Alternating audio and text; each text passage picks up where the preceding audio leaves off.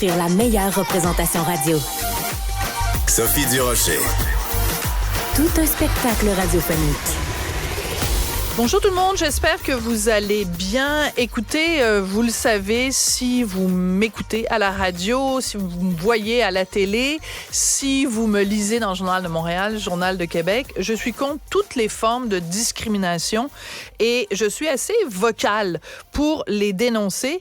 Et récemment, au cours des 48 dernières heures, en fait, il y a un cas de discrimination qui est assez épouvantable. Ça vise Simon Boulris, cet auteur qu'on aime bien, qui écrit des séries pour la télé, qui écrit des romans, qui écrit des livres, qui est un petit peu omniprésent sur la scène culturelle. Ben, il y a un de ses livres qui a été presque mis à l'index parce qu'il y a un parent qui n'était pas content qu'un des livres de Simon Boulris soit étudié en classe. Est-ce que c'est un cas d'homophobie? Puisque dans ce livre, on racontait l'histoire d'un enfant qui a 2 papas. On va parler de tout ça avec Raphaël Provost, qui est directeur général de Ensemble pour le respect de la diversité. Raphaël, bonjour. Bonjour. Alors, juste pour rappeler les faits, donc, c'est un professeur qui met sur les médias sociaux la copie d'un message qu'un de ses collègues a reçu. C'est un parent qui écrit à un professeur en disant « Puisque le sujet du roman que vous voulez faire étudier à mon enfant va complètement à l'encontre de mes principes et croyances, je vous informe que mon enfant ne lira pas ce livre. » Et le parent continue en disant « Votre rôle comme prof consiste à aider les élèves à acquérir une maîtrise de la langue française et pas à chercher à endoctriner par une propagande LGBT. » Raphaël.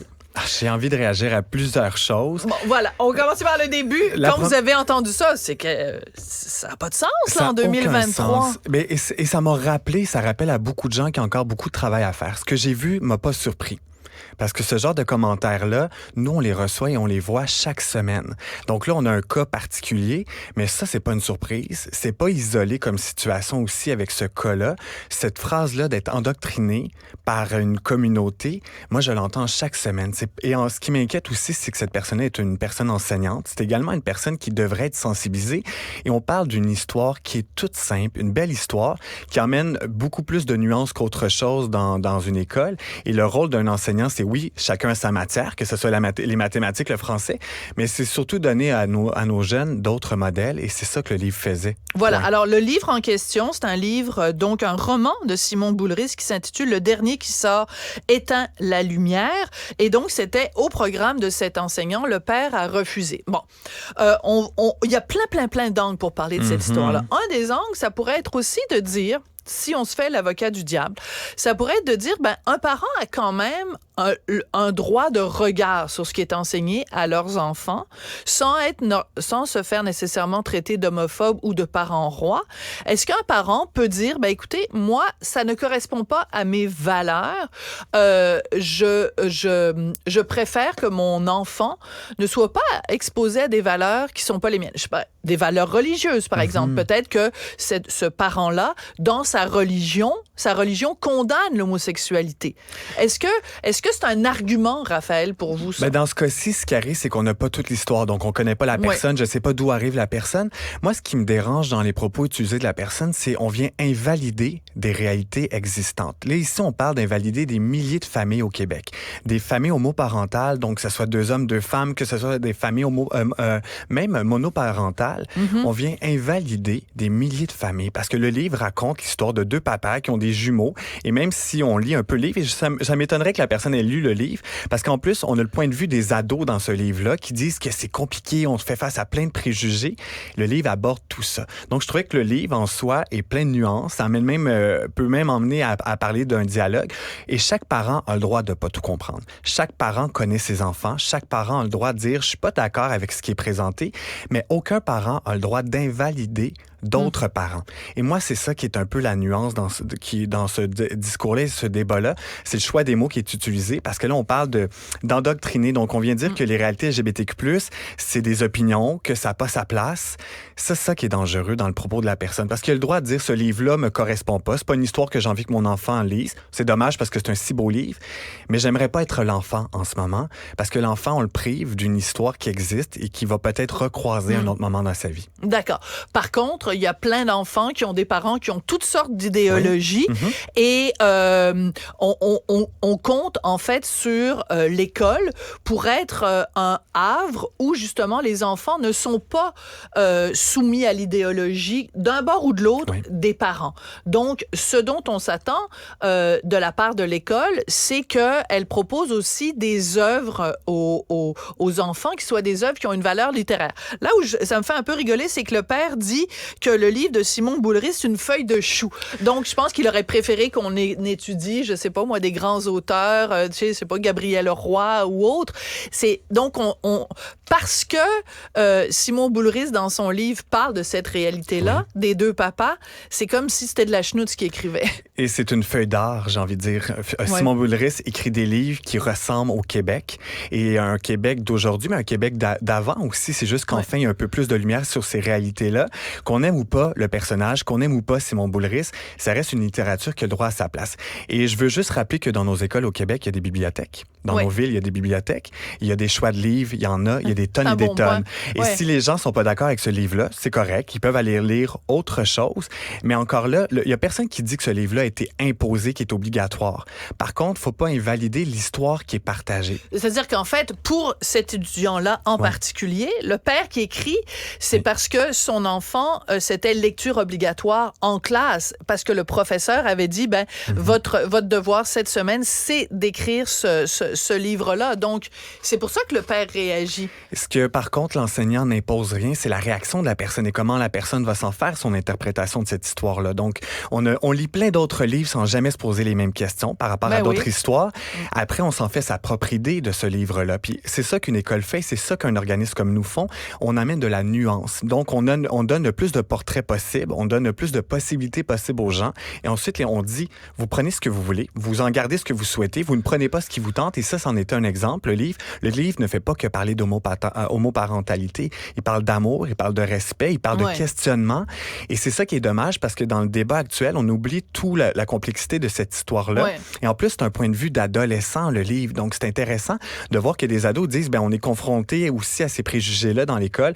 Donc, c'est quand même paradoxal qu'on interdise un livre. En tout cas, ce parent-là souhaite interdire un livre qui est que de la nuance et des propos et de l'amour. Alors là, la différence que moi je ferais, par exemple, Raphaël, c'est si un parent avait dit, moi, je refuse qu'on fasse lire un livre à mon fils qui est un livre qui nie la biologie, par exemple. Un livre où on dit, ça n'existe pas, la différence entre les hommes et les femmes. C'est une invention, c'est une construction sociale. Là, je pourrais comprendre. Mais j'ai l'impression que dans le débat actuel, même si un parent disait, moi, je veux pas qu'on enseigne la théorie du genre à mon fils, ou à ma fille, j'ai l'impression que ce parent-là aussi se ferait pointer du doigt. J'ai l'impression qu'on mélange tout dans ce débat-là. Mais il faut arrêter de pointer les gens. D'un côté ou d'un autre, il faut arrêter de pointer les gens, puis on ne doit pas invalider les gens non plus qui ne comprennent pas. C'est correct de pas tout comprendre. Non, mais c'est pas juste de pas comprendre, Raphaël. Quelqu'un, c'est pas le cas dans ce cas-ci. Dans ce cas-ci, c'est quelqu'un qui manifestement a un problème avec l'homosexualité, qui a un problème d'acceptation. Mais moi, le parallèle que je fais, Raphaël, c'est que je dis, si par exemple, ce parent-là avait dit, on a fait circuler en classe un livre où on dit que ça n'existe pas, ou par exemple la fameuse question là du sexe constaté à la naissance versus le sexe qui est assigné à la naissance, moi, je pense qu'un parent a le droit de dire, il y a des réalités biologiques, puis j'ai pas envie qu'on enseigne n'importe quoi à mon enfant. Mais il faut faire attention quand on dit ça, parce que ça vient... Une opinion ne peut pas venir invalider tout le reste. Mais par contre, c'est important dans le dialogue d'entendre tout le monde. Donc, on peut pas juste imposer quoi que ce soit venant d'une école ou d'une autre, mais que la réaction de parents... s'il y a une école qui enseigne à mes enfants 2 + 2 = 5, c'est pas une opinion, c'est une fausseté biologique. Mais je la connais pas, cette école-là, et je ne connais pas d'école non plus, sinon nommez-moi-les, qui impose même la théorie du genre. On ne fait juste expliquer qu'il existe autre chose. Et quand on parle de d'autres choses, on vient pas y valider la majorité. Et c'est souvent ça que j'entends à chaque fois qu'on a une histoire comme ça, que ce soit par rapport à l'homosexualité, la transidentité. Il y a toujours une crainte qu'on parlera plus du reste. C'est pas vrai. Moi, comme organisation, je viens apporter autre chose dans la discussion. Il y a 180 jours dans l'année scolaire. Moi, je suis là 1h15 pour 180 jours, où on fait parler de nuances. Le reste de l'année, on parle de tout le reste. Les jeunes ont accès à d'autres littératures. On parle d'une maman et d'un papa ensemble. Ça, c'est sûr que la majorité, c'est... Les films, c'est comme ça. Ouais. Mais comme en ce moment, on vit un climat qui est particulier, qui est violent, il y a personne qui se questionne non plus à qu'est-ce qu'on voit. Mais je suis pas d'accord avec vous, Raphaël. C'est-à-dire que la lettre du parent, il y a aucune violence. La lettre est très bien rédigée. Certaines personnes peuvent mal la recevoir. On peut trouver que ce parent-là est borné. On peut ne pas être d'accord avec le parent. Moi, je me questionne quand même. Il n'est pas violent à aucun moment donné dans sa lettre. Moi, je me questionne quand même sur le professeur qui reçoit cette lettre-là d'un parent. Il a quand même caviardé. On voit pas le nom de l'élève. Mais il a quand même publié sur les médias sociaux une correspondance privée entre un parent et un professeur à propos d'un mineur. Et ça, personnellement, je trouve ça assez particulier parce que le parent en question, il va se reconnaître. Puis là, il va être en tabarouette contre le prof qui a publié ça sur les médias sociaux. Vous comprenez? Il y a aussi une question d'éthique là-dedans, là. Mais il faut faire attention, c'est vrai, mais c'est ça le problème avec nos médias sociaux actuellement, c'est que c'est une arène. Et là, les gens, mais ce qui arrive, et quand je parlais de violence, c'est pas le message qui est violent, c'est la réaction des gens. Simon Boulris l'a aussi dénoncé sur ses propres médias sociaux. Il reçoit des centaines de messages épouvantable. haineux. Donc, la lettre ne fait que soulever un tapis où il y a énormément de poussière en dessous. Et ça me démontre qu'il y a encore beaucoup de travail, encore beaucoup d'intolérance. Et j'ai vu des commentaires de dire c'est correct tant qu'on n'en parle pas à nos enfants. C'est correct tant qu'on la voit pas. Ah non, mais ça, je le sais. J'ai vu des commentaires passer, des gens qui disent on veut pas. Vous avez le droit d'être homosexuel, mais on veut pas que vous montriez des homosexuels à nos enfants. C'est tabarnouche.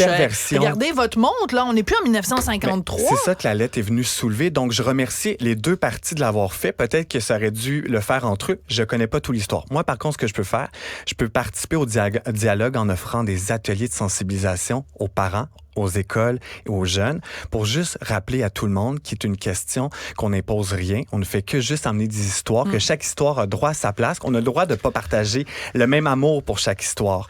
Mais elle est valide, cette histoire-là. Absolument. Parce qu'elle existe au Québec, puis elle va continuer d'exister.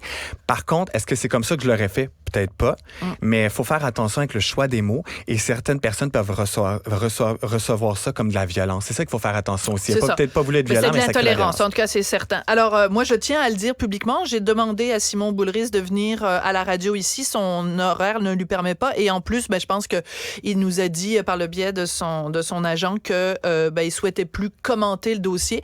Mais juste pour dire, je lui ai tendu la main. Je voulais qu'il vienne nous en parler. Mais totale solidarité avec Simon Boulris. Arrivé en ville... je veux dire, à un moment donné, 2023, là. Ben oui, les gens qui ont deux papas.